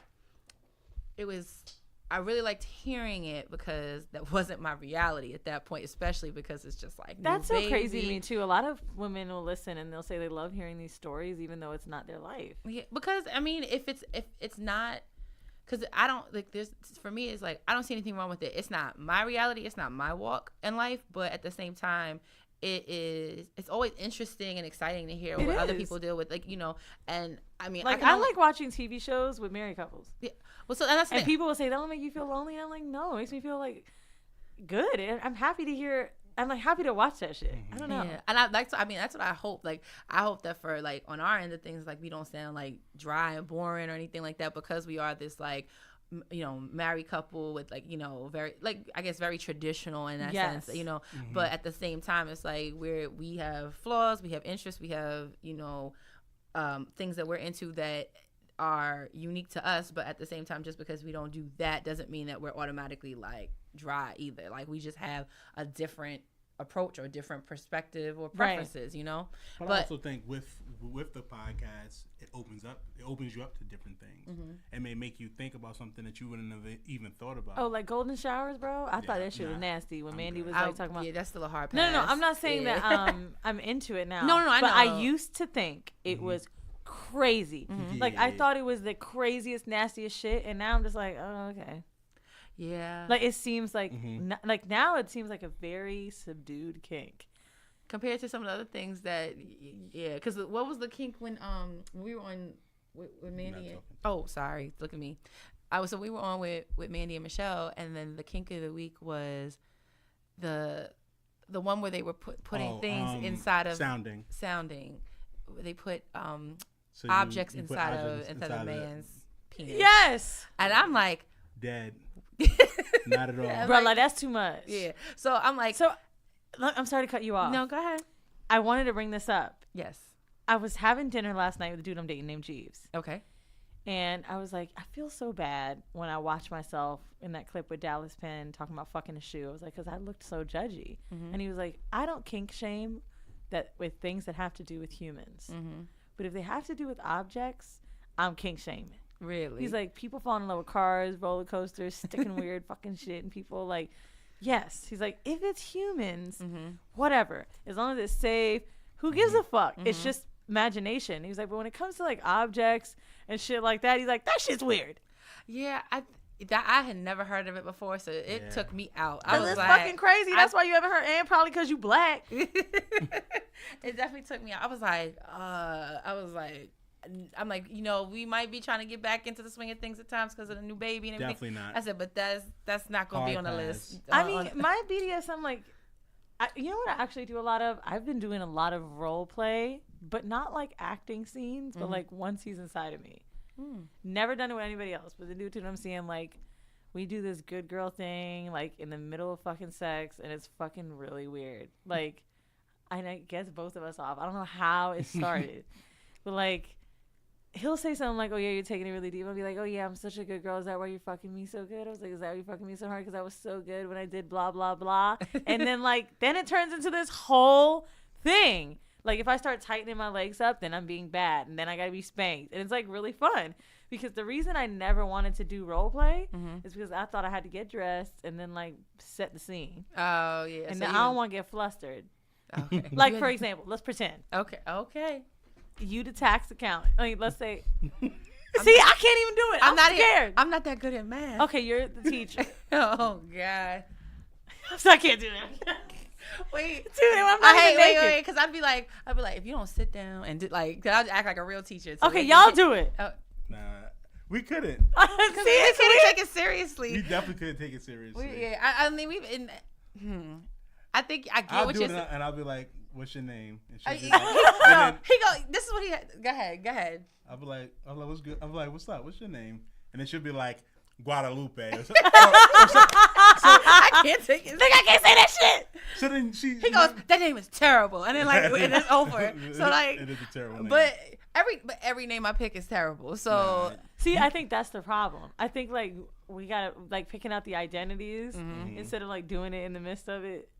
I think it made it easier. Maybe because you know what, it's already kind of like you're in the moment, so it's a little bit, maybe it's like method acting. Like you're living in the moment, so you're doing what you do, so you don't have to like think as hard about it. So it just kind of comes naturally. So yeah, that's good. I think that works. That's really funny. But yeah, he'll be like, "What your name is?" And I'm like. And I'm like, and I mean, sometimes I think I'm giving decent names, and he's like, "That's the fuck terrible," and I'm like, "You definitely don't. You be like mad random." And see, then that's discouraging. And then he gets, so I think, but see, I don't know. I guess maybe I can't resist the urge to be silly, so I exactly. Just, so okay. I'm like, "What's your name?" Led Zeppelin. Listen, I'm like Def Leppard, like whatever. Like I'll say something that's going on around me or whatever. Cordy, yeah, because I just think it's funny, but I don't know. I'll work on it. I'm a work in progress. I'm always Cordy has been teaching me too how to role play better. They've been teaching me new like dirty words and phrases. Like now, I ask for permission to come. That's my new jam. Really? Like I always like ask if like you ask or do you say it like a it's when I'm about to come and I'd be like, will you let me? And like sometimes he'd be like, no. And so I have to hold it. Isn't that called is that like edging? Edging is literally stop it. Yeah. That is kind of edging. But so edging, from what I thought it was, I guess you're right. It is like literally like coming close to it by like doing something physically, like whether it be going down on someone and then stopping, like completely stopping. Mm-hmm. He won't stop fucking me. Like it still feels good, but like I just have to hold it. Yeah, I've heard about that before. And what's interesting is the first time I ever heard that term was there's some a website, and it was like Emma Watson. So like Hermione was like, I believe it was her. It was like promoting this website, and it was like talks about like it teaches a woman about the web about like how to like love her, like, you know, how to be intimate with yourself, and like edging. It was the first time I did it was by myself. So that was what they talked about, and so I was like, I didn't know what that was, so I Googled it, and then like I saw it, and so like in my mind, whenever I've heard that term, and then I heard it in the show, and I was like, I think of like a DJ with like a record, and it's like this, and then like when you finally like let the record play all the way, like when you know when you let the beat drop. It's so funny you said DJ, because one of my first Vines, you remember Vine? Yes. Was me saying, "Oh, I like the DJ," and I was like, it'd be like me touching my clit, and people were like, "This bitch is nasty as fuck." I've been like low key, probably like doing mini like Instagram, and like then it was Snap or MySpace or Vine or whatever kind of video, and be funny that I could. It's like a podcast is easy because I could just try to be funny for an hour, and then whatever hits. I don't know. Listen, well, you're doing a good job. Thank you. So I think you gonna do the last question? Yeah, I got it. Last question for Weezy. In a perfect world, so take that into consideration. It's not that. Who came up with this? I think I did, but it's not really that deep of a question. But I think it's good because we're always thinking ahead. In a perfect world, like, what do you think where is Weezy, and what is she doing in like 5-ish years? Oh, okay. Within 5 years, or just at the 5-year mark? 5-ish, 5 years, right after 4 to 7. I don't know. So like just in the future, like the near future. No, I get that, but I'm saying, are you saying this is marriage? 5 Y'all about to- years? Or are you saying within the 5 Hold years? up. What the fuck? First of all, I already do fights on my own show. 5 years from So now. put your gloves up. All right. So 5 years from now, where is Weezy and what is she doing? So it's funny because the second you said that, I thought of a dollar amount. All right. I need to be making, in my personal and like my career, $225. That's the amount I need to make. Shout out to you. You're definitely not no teacher. Like 5 years, like I'm like, okay, I've been watching my trajectory, and I'm like, if I really stayed on the same pace, and like, I mean, 3 years ago I was making 85, right? Like, so that, and if I'm then another 25 after that, so like that's where I need to be at, and if I'm not, something went wrong. Okay. But I'm in sales, so like that's kind of how it works, right? Like IT and tech sales, like that's the amount it is. But I thought about that, but I did get asked that question in the Vice interview: how much money would it take you to quit your job and just do Whoreible Decisions? And I said 150, which I think is a crazy amount, right? Me and Mandy making 300 G's. How can we do that? But then I do look at other podcasts and their partnerships and their live shows and shit they do, and like they be making it. They make a lot of money. The people who really came in, like, especially like kind of early on the wave of podcasts, are thriving. I've seen a sponsor deck, and I really hate to say their name, but it's the biggest one that we can all think of, which is the Read. And I saw a deck for almost $75,000 for a sponsorship. Wow. From them. Not them asking for that money, but someone proposing it to them. And they didn't take it. I've never heard of that ad on their show. But if that money was offered to them for a sponsorship, and I'm guessing a few episodes, like, my nigga, they lit and young and black. Exactly. And did it in 5 years. Yeah, and whereas they're really not my demographic, which I didn't know that, by the way. I kind of thought people that listen to the Read would listen to us, and they don't. Yeah, I listen to the Read. I listen to the Read too, but I'm just saying, like, their demographic is a different type of black folk than mine is. And I didn't know that until like going to some Read stuff and then going to some Brilliant Idiots or Joe Budden shit.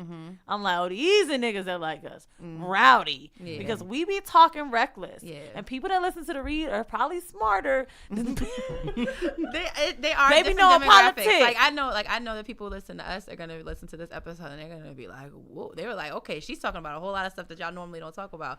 Right. But we want to, but especially, and TJ's really big on that. He's like, I really want to bring like different perspectives and stuff to the show because I mean, you got to. It's important though. You have to. You have to I think we got to challenge our own ideas. Yeah, you got to be able to show people differences. Like, see what people are, see where they're at in their lives. Yeah. See different relationships. Yeah. Like, that's my big thing. I want to be able to get like other couples on the show to be able to kind of just see what their dynamic is. Oh my God, I would love to hear like two couples just going at it. I mean, we know some, so I mean, you should. Yeah, I mean, you know, where we live, especially like where we went to college, like we have friends, but not many of them that are. But it's important to hear from different perspectives because we can only give one perspective as far as that relationship. I mean, you're like, two people though, like but at the end of the day, at least you have that. Yeah, and we like we have our own very different thoughts on the same topics, but it's important that like people realize that this is our reality, but that doesn't mean that like all these other realities are just as valid and just as important and need to be heard as well. Yeah. But I agree. Like I listen to the Read, I listen to Brilliant Idiots, I listen to Whoreible Decisions, and they meet very different needs or very different like tastes of mine that I have. Like I listen to the Read every week, and sometimes I'm like, damn, I wish we could talk about pop culture, but it's not our thing, and it's not what people listen to us for. And that was kind of us. So when we first started, we had a podcast like 2015 called To Be Determined, and it was because I'm TJ, she's Danny Byerson. That's cute. It was. And then we were trying to like do pop culture, but it just didn't work. And then she got pregnant, and then when we tried to come back, someone else had it. So I was like, fuck it, let's try to find something different. And then we came with Lovers Quarrel. So I was like, this is dope. Yeah. We do our first episode, and we talking about pop culture, and it was like cool. But then I'm like, it just felt phony. Like it felt like, and a lot of people do it already. Exactly. Yeah, a lot of people. And that's what it felt Bro, like. Like even listening to Joe Budden and Brilliant Idiots is still niggas in the room talking shit about the Whatever's same thing that going on. we don't hear about Fabulous on both. Yeah. And you have to really, really, really come up with some creative content or have something to back you. Different, yeah. Because I don't want to hear. There's no other read for me. There's no other gossip. I don't care. Like, I cannot start with something new. The only reason I could do Brilliant Idiots is because them niggas is ignorant as fuck, and I love it. So, like, I like hearing them talk the way the read can. Sometimes I love to listen to the read, and sometimes, and it is, I guess, predominantly Schultz, but like sometimes it's like I hate to listen. Like, you know what I mean? It's like a hate listen. Like, you know how you hate watch something? So, you know, I don't mean, but I love the show. I hear too. you. So I felt the same way until I went to the live show, and then I realized that Schultz is always joking. That's what I get, and He's sometimes it's like it may not be a joking matter. Have you guys seen him? Well, we're all going to the show when we leave. Yeah. Have you guys seen him live? Not his stand up. No. So this is I've first. seen the 444 He on is YouTube. amazing. That 444 honestly does him no justice. In person. Really? And Charlamagne says he's like one of the funniest people. I think he's one of the funniest people. My favorite comedian I've ever seen live was Benji Brown, who's a Florida. You ever seen Kiki Waffle House Yellow? Y'all never seen that? Nah. Who the wig? Miami comic. Great. I'm a Google. And he does a makeup tutorial. And he's called I'm gonna get yellow, Waffle House yellow, money green. And it's really good. And he was my favorite. And then when I moved to New York, when I saw Andrew Schultz, I was like, whoa. Oh, so, all right. So you're setting the bar high. So I hope I'm like. I am on purpose. Like, it's worth it. All right, cool. I mean, my sides was hurting. All right, Okay. cool. So I'm ready. You know what I do see in 5 years? Kids. A kid. A kid. Unless we get twins. Hell no. I ain't got them in my family. I fall down some stairs before I had to. Don't I'm say And that was the worst thing you said. Oh, if it's not. no, that was. I'm sorry. That was perfect timing. That was my was- Schulte line for the fucking like. was- You pushed it too far. Yes, but that's okay. That's okay. But when that time comes, and then I might be on kid number 2 by then. We probably have In another 5 one. years, nah. You want me to hit number 3, 4? All right. How many y'all want? 4. How many does he want? 4. 4. How many do I want? More than 1. 4 is too many. 2 stupid. 2 is not. Why is 2 stupid? 2 is I not just feel like stupid. it's stupid. Two Nigga, is not push one out your dick. How about that? If I could, I would. But you can't. You would so not. I would. You wouldn't. You would not. You know what? I'm on my period right now. The shit just started this morning. And all I could think to myself is, because, I mean, the shit was hitting me hard. And I was like, you know what? Niggas couldn't handle this shit. They Like, couldn't. that's all I thought They about. couldn't. That was the only thing that got me If through. men got their periods, you would get like 4 days a month off from work every month. You know what? Schultz said at his last show, he said, you know how disgusting it is? Like, just think about it. They just asking for 1 day. Imagine if you were bleeding out your dick hole. Like, you deserve a Several fucking days off. And that's if you're having like, and because there are some women who have like I was never that. I'm that like woman. borderline endometriosis. Yeah. So I that wasn't my struggle, but I have friends who have endometriosis and just bad periods altogether. And that shit is like, and you're supposed to be like functional, like perform well at your job, act like nothing's wrong, but then like literally like your insides are like fighting each other. It's Do you like know how embarrassed I used to be? But my boss at one point, I was like, look, I wouldn't lie to you. I can barely talk. That's how bad they get. I'd be on the floor, bro. Like my mom used to think I was lying when I was a kid. She's like, you just don't want to go to school. That's how bad it was. Like, I feel like there's a ninja in there. And every time I feel it, and I was trying to hold my shit together on the subway today, and I was looking at these men on the train, I was like, they be losing their minds. they would be, everybody be falling out, crying, like, oh my god. Holy Yeah, you don't have the stamina. you're not there. Yeah. And I used to get migraines real bad, and because of the birth control I was on at the time, and like, so whenever it would be like the time for my cycle to come on, it got to the point, like at first, like when I first was on it, it was just like, oh, a headache or whatever, pop 2, Tylenol, keep it pushing. But then like as time progressed, like it turned into like massive migraines, and I couldn't even get ahead of the migraine because I would wake up with it. And then like, Bro, it's like you might as well get pregnant. So yeah, honestly, and like my The fuck? I mean, I'm getting hunger pains. I'm like getting fat. What the fuck? yeah, I actually am just doing the rhythm method right now. I'm gonna pray for you on that. Let me tell you something. Let me just show y'all this picture before we leave. Because y'all gonna laugh your ass off. So the reason I got off birth control is because the side effects were too much for my body, and I just really wanted to. I don't know. It really wasn't working well for me, and I couldn't handle it anymore. So I didn't want to say nothing to the dude I was talking to and scare him, but literally left his apartment. my period was 3 days late according to the app. I went and got a pregnancy test. Didn't tell him, right? So he's like, hey, how you feeling? I sent him this picture and I said, we getting fucked the other night. Oh, my No plus sign. No plus sign. You try, his heart probably dropped into his. Because he was probably trying to read that shit, zoom ass. in. Bro. He was like, where is she going with this? Oh, my God. I didn't, like, not getting a period and trying this rhythm method. So for those of you that don't know about the rhythm method, I'm sure most of you do if you're listening to this one because they seem smart. It's basically when you're tracking your ovulation timing based on according to when you menstruate, and so that's what I've been doing, and it's been working fine, and it's not like he's coming inside of me or anything, but yeah, it's a little bit, it's rhythm plus it's like a little bit like a wing and a prayer sometimes. Oh, like, yeah, it is. So I'd be like, yo, tell me when you're close. And I like at low key be like, oh yeah, like I want a facial. And then the other part of me is like, and not to get pregnant. Yeah, because it's a whole new ball game. Put your kids on my face. It's a whole new ball game when you do, because we were trying to get pregnant when we had our daughter, and I still wasn't ready for it when I saw the positive on that pregnancy test. Because you was mad early. I was very early, but it happened the first try, the first month. That we were like, we were like, okay, I got pregnant.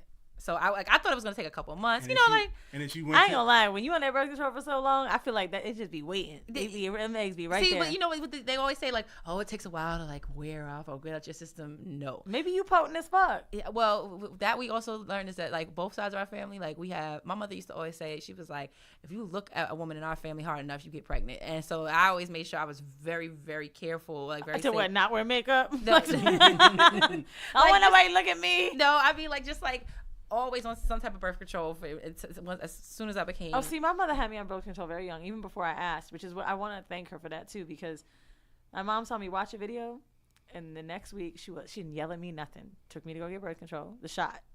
She's like, you ain't gonna be out here for getting pills around me.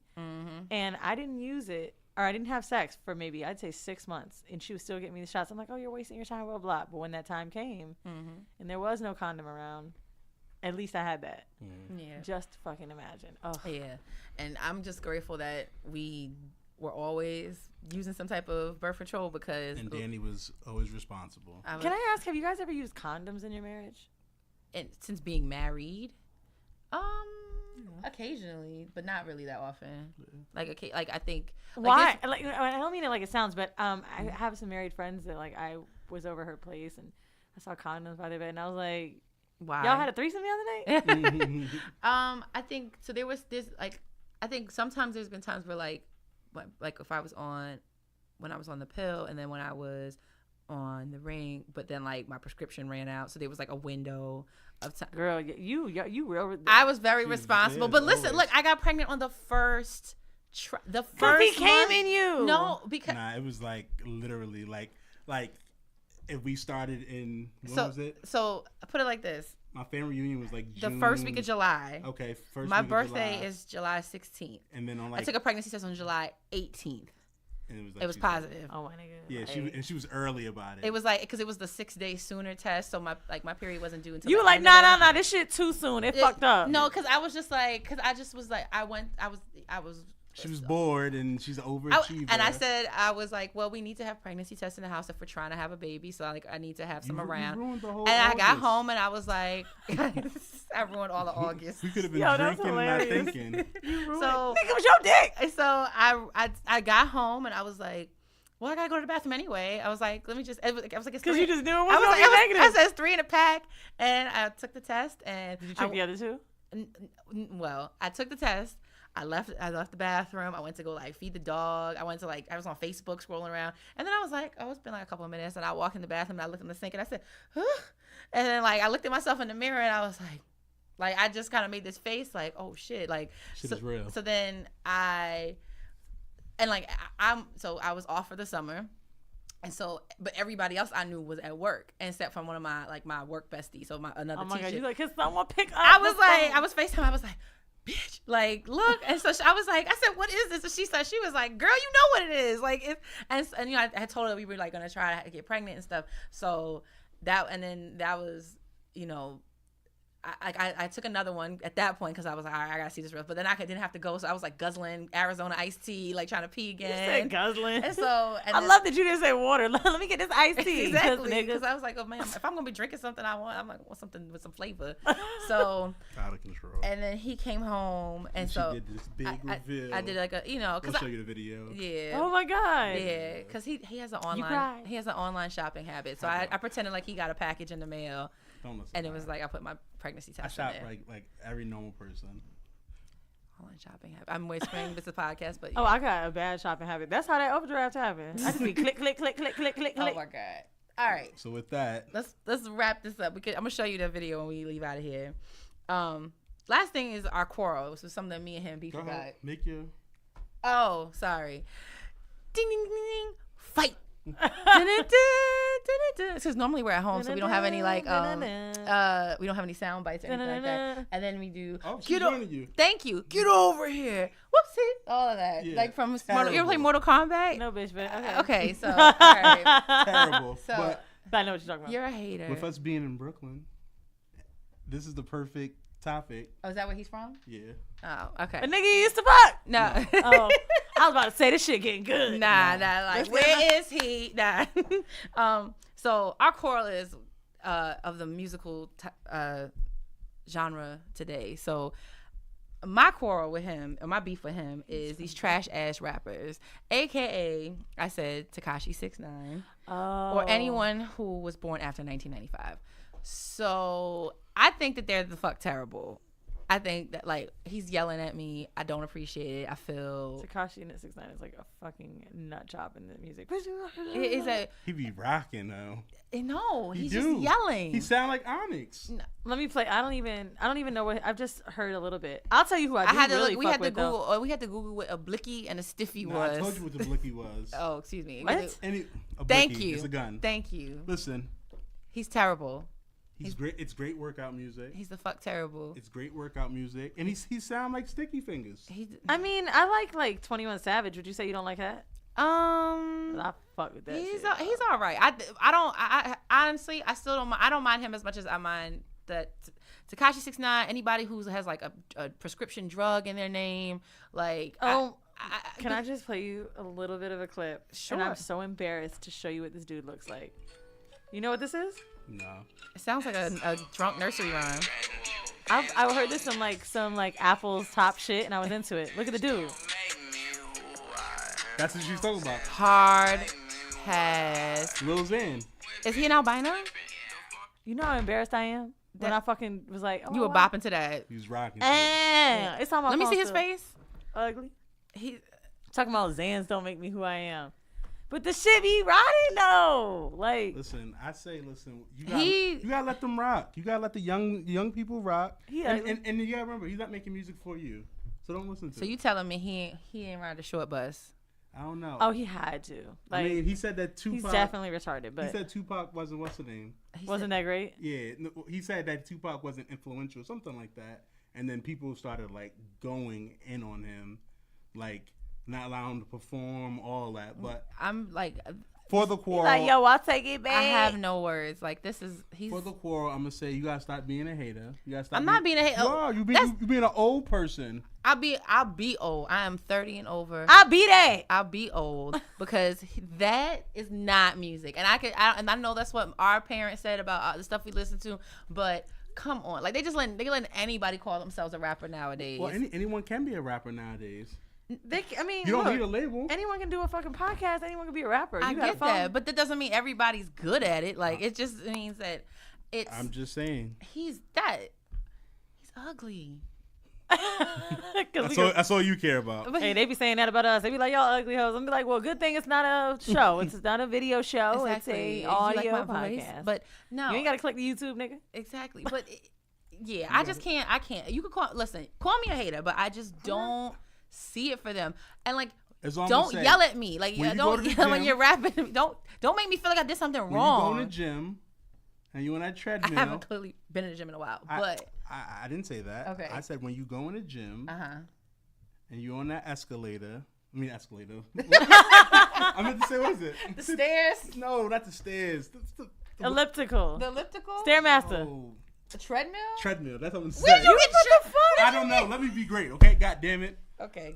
When you on the treadmill, I'm listening. throw on some Tekashi, and tell me you don't feel it. I guess I'd have to go back to the gym to find That's that what I'm out. saying. I'll At what speed, bruh? give me some Beyonce Shit. or They got other some hits. Rihanna. And then on that note, whatever. Give me some Cardi. I listen to Big I Head. was in a spin class and I was listening to Moneybag, and the dude who did the spin class, this white gay guy, he was like, yes, and you love it, and you love it. So I was like, shut the fuck up and let us hear her. And then right when it was done, he was like, and now I'm gonna play Dixie Chicks because Dixie Chicks. I feel like that was just a little too much for today. Okay, we're in Soho. Oh my god. well, on that note, we want to thank Weezy. Yes, thank you you so much. I guys. hope you It was liked a it. I hope you pleasure. enjoyed your time with us. I did. I had a great time. Great. And yeah. They have a live show. That's right. Oh yes, in Atlanta. I'm like, I feel bad like promoting my shit, but anyway, it's May 19th at the Plaza Theater at 8 p.m. They popping or whatever. And Yes, I'm really I saw excited. your VIP tickets is sold out. The VIP tickets is sold out, and it's kind of making me feel like, damn, like, why do we not charge like More. Every time something happens, I be like, well, why we ain't? You live and you Nah, learn. That's why you got exactly. 5 years to figure that out. So we'll be sure to put that on the bio, so that way people can buy Oh, that's tickets. so nice. Thank you so much. Of course, we always want And to I'm sure support. you guys will be Info at out the June there. one or June or July. I think we're gonna do in New York. Yeah, you already know we're gonna be there. So. Yeah. They be like, are those the teacher? I mean, like the teacher host. And I group y'all in together. I don't care the TJ and the teacher. I just want to call him one. Cool. It's the T in his name. That's fine. And what you call it? And that's if it's July, that's my birthday month, so we can all, cool. that'll be a little B-Day outing for us. Yeah. But as always, you can find us on Instagram at Lovers Quarrel Show. And on Twitter. loversquarrelshow. And if you have any questions, comments, whatever, email us at loversquarrelshow@gmail.com. And yeah. This was definitely a 21 and over episode. Thank God. Yeah. That it was. Yeah, this was. I don't think we this have was any. dope. It was like we were interviewing, but we also got kind of interviewed. A and little bit. Got a little role playing going. Yeah. Shout out to Weezy. Okay. Now, like, don't take it too far. Don't think that I was out here hollering. No, I'm just giving foot jobs and role playing. Exactly. On being every great. time I go on a podcast. Living your You best being great. life. That's all that matters. I'm just being the hoe that I know how. Exactly. You being the best hoe that you can be. Y'all need to chill next episode after this. Yeah, we gonna fall back hard. They're like, oof. Don't lose a listener. Nah. Hey, by the way, all that whole shit and falling down the stairs jokes I made, I was just playing. They're like, the thoughts and actions of Weezy is not that Reflective reflective of of lovers' Lovers' quarrel. As my father would say, fuck them if they can't take a joke. So. I like it. Shout out to Ice. Yeah. All right. Well, with that being said, this has been another episode of Lovers Quarrel. I am Danny. I'm your guy, TJ. And as always, we fuss, We fight, but we love. Bye. Farewell. I love that. I wish I had something like that. Thank you so